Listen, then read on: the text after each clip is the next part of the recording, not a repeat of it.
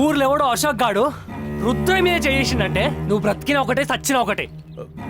నేను చేసిన పనికి ఇంతసేపు నువ్వు నన్ను కొట్టావు చూడు, ఆ ఒక్క కారణం మీద నేను ఒక్క మాట అనుకుంటున్నా, చెల్లైపోయింది.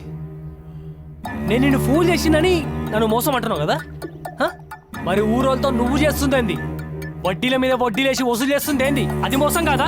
వాళ్ళ దగ్గర అక్రమంగా భూములు లాక్కున్నావు, అది మోసం కాదా? నా బామ్మర్దిని నేను చంపకుండానే నేను చంపినానని చెప్పి బ్లాక్ మెయిల్ చేయటం మోసం కాదురా. ఏ ఆప, నీ బామ్మర్ది చంపి నువ్వో ఇంకోడో కాదు, నేనే చంపిన నీ బామ్మర్దిని.